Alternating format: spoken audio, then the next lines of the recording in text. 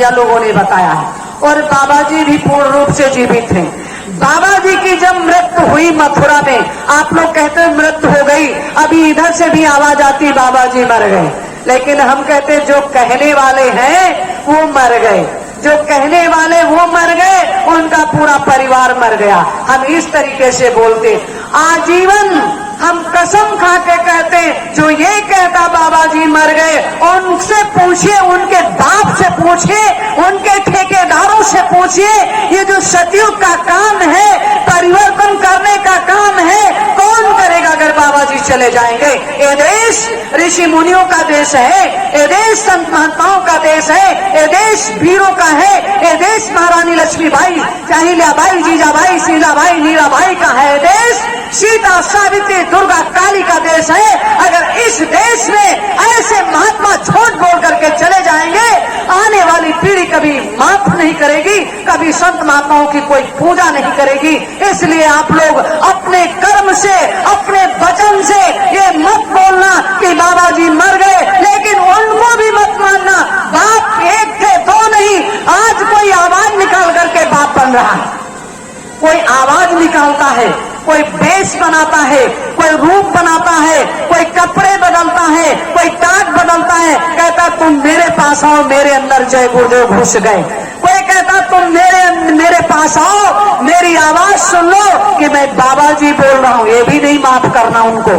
बाबा जी कोई छोटी सी पुड़िया नहीं है। बाबा जी वो चीज है, न सतयुग में ऐसे संत आए, न त्रेता में ऐसे संत महात्मा आए, न द्वापर में ऐसे संत महात्मा आए जो ऐसे कलयुग में आए। धन्य है आप लोग, और धन्य ऐसे बाबा जी जो संसार की सारी जीवात्मा, डाकू, चोर, बदमाश और पुलिस प्रशासन सब भागती चली गई मथुरा। मथुरा ने ठेका ले लिया, कहा जाओ चाहे मुझे 400 साल पृथ्वी पे रहना पड़े, मैं परिवर्तन करके जाऊंगा। अगर परिवर्तन न कर पाऊं तो मुझे साधु महात्मा आज से मानना बंद कर देना। कहा नहीं कहा था? ये लोग सब मोड़ी हिलाते वहां भी थे, और हिलाने वाले दर दर की ठोकरें खा रहे हैं, और जो बोलने वाले थे वो माइक लेकर के आज भी सेवा इकट्ठा कर रहे हैं, पैसा कमा रहे हैं। वो बड़े बड़े बंगले फिर बना रहे हैं, बड़े बड़े आश्रम बना रहे हैं, लेकिन बेचारे जो पीछे बैठते थे, जो डरते थे कि हमको गुरु महाराज से मतलब है, और सेवा दिया, बरकत लिया, और धन दिया, मन दिया, तन दिया, आज वही दर दर की झूठों के साथ मार खा रहे हैं, झूठों के साथ फंसे हैं। स्वामी जी महाराज कहते थे, बच्चों शंका में मत फंसना, जो शंका में फंस जाओगे तो भाई भाई से झगड़ा कर दोगे, देवरानी जिठानी में झगड़ा होगा, सास बहू में झगड़ा होगा, माँ बेटी में झगड़ा होगा, बाप बेटे में झगड़ा होगा, और झगड़ा तगड़ा होगा। कलयुग की मार है। कहता नहीं खाता, कहा था, लेकिन ये सब सर हिला रहे। ये नहीं कहते, मुंह नहीं है क्या आप लोगों के? बोल नहीं पाते हो? हमारी बात को बोलो। हम बाबा जी नहीं है कि सर हिलाने से जान जाएंगे। हम आए हैं काम के लिए, आपको जगाने के लिए, आपको लेने के लिए कि आप चलो, जिसकी तलाश है, जिसको देखना चाहते हो, जिसके लिए आप भटक रहे हो, जिसके लिए आप भटक रहे हो, जिसके लिए आप परेशान हो, उस महात्मा की, उस ईश्वर के दर्शन करा करके ही जाएंगे। ये मेरा वादा है। कोई नकली नहीं, कोई झूठ नहीं, कोई फौरेब नहीं। स्वामी जी ने कहा भाई बच्चों तुम मेरा काम कर दो। मेरा भी किसी के बाप से मैंने भी ठेका लिया, मेरा भी कोई बाप है, मैंने भी ठेका लिया है कि संसार की सारी जीवात्मा का कल्याण करने आया हूं। कहा नहीं कहा? तो जब तुम मेरा काम कर दोगे तो मैं तुम्हारा काम कर दूंगा।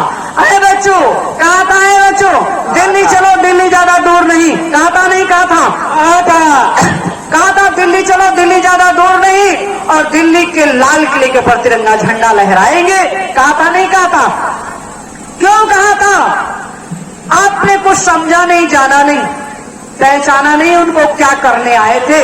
आप तो कहते थे सत्य गुरिया पटकमाला खाओ, भंडारा चलो अपने घर। ये नहीं करने आए थे आप लोग। अभी तक भंडारे के चक्कर में पड़े हो, काम के चक्कर में नहीं पड़े हो। भंडारा खाना कोई गलत नहीं, सेवा करना कोई गलत नहीं, भंडारा भी खाओ, काम भी करो। स्वामी जी महाराज जब 52 के बाद जब दिल्ली पे देखा हमारे बच्चे 45 करोड़ हो गए, 35 करोड़ हो गए, 25 करोड़ हो गए। उन्होंने कहा कि ये जितने भी दिल्ली और लखनऊ पर राज कर रहे हैं, ये वोट से मार रहे हैं। हमारे ही बच्चे वोट देते हैं, वोट के बाद क्या पाते हैं? भूखमरी, गरीबी, महंगाई, कत्लेआम, खून खराबा, भ्रष्टाचार, अत्याचार, मां बहन को नंगा करके इन्होंने लूट लिया और गौ हत्या करा दी। कुछ बचा? ये बताइए, कुछ बचा? स्वामी जी महाराज इसी रक्षा के लिए आए थे। कहा है बच्चों, दूरदर्शी पार्टी बना दी है, दूरदर्शी पार्टी। आप लोग नेता बन जाओ, आप लोग चुनाव लड़ो और चुनाव लड़ करके वोट डाल करके दिल्ली पहुंचो। कहा था नहीं कहा था? दिल्ली पहुंचो, लखनऊ पहुंचो। पहुंचने के लिए दूरदर्शी पार्टी बनाई। आप लोगों ने क्या किया? हमारे ताऊ जी प्रचार करने जाते थे, हम 6-7 साल की उम्र थी, तो जब प्रचार करने जाते 500 तहसील विधानसभा में अगर आदमी थे सुबह बाबा जय गुरुदेव के, तो उनके 500 वोट नहीं 50 डिब्बे में आई वोट। क्यों नहीं दिया वोट? आप बोलिएगा, क्यों नहीं दिया वोट?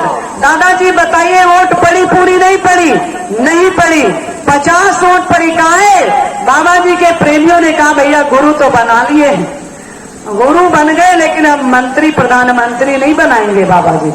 बाबा जी नहीं बनना चाहते थे। बाबा जी चाहते थे बच्चों आजादी आ जाए, जो आंशिक आजादी, अधूरी आजादी नेताजी सुभाष चंद्र बोस की पीरियड से रह गई। सुभाष ने कहा था है बच्चों, सुभाष ने कहा था है, जब देश में 200 वर्ष अंग्रेज राज किए तो कोई नहीं निकला।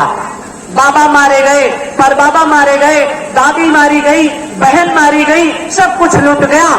तब क्या हुआ? गरीबों ने कहा है इन अंग्रेजों से कह दो अब अत्याचार सहन करने के लिए मेरे पास वो क्षमता नहीं रही। मेरे बाबा को सताया, बाप को सताया, भाई को सताया, अब इनको उठा लो हथियार, इनको जाना ही होगा। तो गरीबों ने हथियार उठा लिया, मां बहनों ने हथियार उठा लिया। भगत सिंह, चंद्रशेखर आजाद, राजगुरु सुखदेव जैसे लोगों ने घास की रोटियां खाई, हंसते हंसते फांसी के फंदे को चूमा, अंग्रेजों को जाना पड़ा। इसलिए दादा आप लोग गलती कर गए हो, तो उस गलती को फिर से हम याद करें कि दूरदर्शी पार्टी बनी, हम लोगों ने उस पर चलना नहीं सीखा, हम लोग उसको समझ नहीं पाए। फिर क्या बनाया? भूम जो तक खेतिहार काश्तकार बनाया, नहीं बनाया? कहा बच्चों अभी बन जाओ, अभी अगर चाहते हो तो लखनऊ पर कब्जा कर लो, दिल्ली पर कब्जा कर लो। बाबा जी चाहते, एक पलक मारते कहते थे परिवर्तन हो जाएगा, लेकिन बाबा जी के बच्चों ने ही साथ नहीं दिया। जैसे रावण के घर में 1 लाख पुत्र 1.25 लाख नाती और तिनके घर में दिया न बाती। वारे बाबा, वारे बाबा जी के शिष्य मुर्दा बता रहे, चिल्ला रहे, उन्हीं के बच्चे मुर्दा बता रहे। इनके बाप से पूछो, तुम्हारे बाप मर गए, परिवर्तन तुम्हारे बाप नहीं कर पाए, तुम कर पाओगे अगर बाबा जी नहीं आएंगे? जो मुर्दा बाप बोलते हैं, जो बाबा जी को मुर्दा कहते हैं, और जीने वाले भी जो आवाज निकालते हैं, उनसे पूछो कितने साल हो गए बाबा जी को गए हुए? 10 साल। आज तक आप सिर्फ सेवा लेते हो और सत्संग सुनाते हो। कौन सा सत्संग सुनाते हो? कौन सी त्याग तपस्या किए? वही बाबा जी का नकली, वही नकल करके सत्संग तुम सुनाते हो। कोई अपने पास से कोई नया प्लेटफॉर्म बनाने की तैयारी किए हो? परिवर्तन कैसे होगा? कब होगा? कौन करेगा? कैसे प्लेटफॉर्म बनेगा? बाबा जी ने कहा है बच्चों, अगर आप लोग परिवर्तन नहीं चाहते हो, मेरा साथ देना नहीं चाहते हो, आप लोग आत्मा की शुद्धि कर लिए हो, सत्संग करना और सुनना अलग बात है। आप लोगों ने ध्यान भजन सिमरन किया, अपनी आत्मा को शुद्ध कर लिया, लेकिन आत्मा को शुद्ध करने के बाद एक बात बुरा मत मानना, हम बहुत सही बोलते हैं क्योंकि हम भी शिष्य हैं। जितने भी असली शिष्य हैं जो गरीब थे, उन्होंने खेती बाड़ी सब दे दिया, सेवा धन दे दिया, मन दे दिया, तन दे दिया। और जो गरीब थे, जो दलाल थे, वो आज गाड़ी और बंगले में मस्त हैं। बाबा जी के वो भी शिष्य, वो कहां से पैसा कमा लिए? ये बताओ, उनके पास किसका पैसा है? इन गरीबों का पैसा। इन भोली भाली जनता का पैसा। वो सेवा लेते 5,000 और जमा करते 500। ए दादा, वहां भी बाबा जी भी परेशान थे।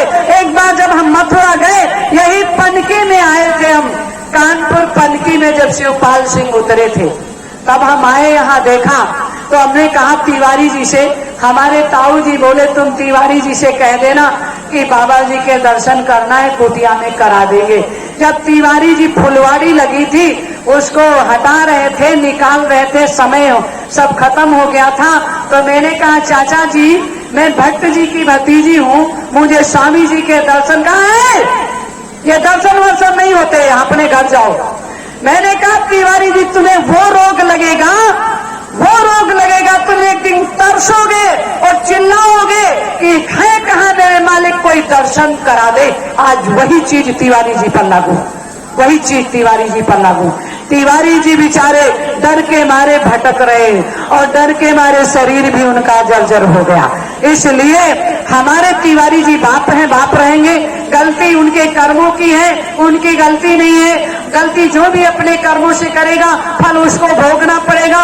अगर एक बाप के 4 बेटे हैं, कोई चोर निकल जाए, कोई बदमाश निकल जाए, कोई डॉक्टर निकल जाए, कोई पुलिस बन जाए, तो गलती उसके कर्मों की है, कर्मों का फल भोगना पड़ेगा। इसलिए मेरा उनका कोई दुश्मनी नहीं है, मेरे बाप हैं, बाप के समान हैं। स्वामी जी के साथ रहे, बहुत मेहनत किए हैं, लेकिन कर्मों के फल भोगना ही होगा।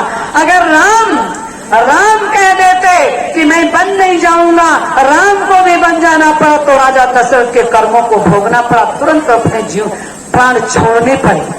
कृष्ण चाहते अपने वसुदेव और देवकी को निकाल देते, और कृष्ण चले गए नंद बाबा के वहां, और वसुदेव देवकी जेल में रह गए। कहते हैं माँ बाप की सेवा करो, क्यों नहीं भाई कृष्ण ने किया। बाप जेल में रह गए, मातारी जेल में पड़ी सड़ी, और बाबा ने कृष्ण जी निकल गए। कहा नहीं, अपने अपने कर्मों को सबको भोगना पड़ेगा, चाहे माँ हो, चाहे बाप हो, चाहे पति हो, चाहे पत्नी हो, चाहे बेटी हो, चाहे बेटा हो, चाहे बाबा हो और चाहे दादी हो, सबको अपने अपने कर्मों को यहाँ भोगना है। ये मृत लोक है संसार में। वैसे तो सबसे बड़ा अच्छा जीव कौन है? मनुष्य का जीव। मनुष्य का जीव सब कुछ कर सकता है, सब कुछ बना सकता है, सब कुछ देख सकता है, लेकिन हम नहीं मानते मनुष्य का जीवन बढ़िया है। इससे बढ़िया बकरी बढ़िया, मुर्गा बढ़िया, सुअर बढ़िया, भैंस बढ़िया। उसको ये तो पता है कि हमें घास खाना है, बकरी को पता घास खाना, और मुर्गे को पता हमें कीड़े मकोड़े खाना, सुअर को पता हमें गंदगी खाना, गाय को पता हमें चारा खाना, लेकिन मनुष्य को नहीं पता क्या खाना। वो बकरी पा जाए बकरी खा जाए, सुअर पा जाए सुअर खा जाए, और गधा पा जाए गधा खा जाए, और घास पा जाए घास खा जाए, रोटी पा जाए रोटी खा जाए। तो मनुष्य क्या है? एकदम बेकार। मनुष्य का जीवन बेकार है। इसलिए मनुष्य को सोचना चाहिए कि मेरे लिए क्या क्या खाने के लिए चीजें बनी हैं। 1000 से ज्यादा चीजें बनी हैं, तब भी वो बकरा बकरी खाता है। स्वामी जी ने खूब प्रचार किया है, बच्चों तुम शाकाहारी हो जाओ, शाकाहारी हो जाओ। बाबा जी का कहना है शाकाहारी रहना है। और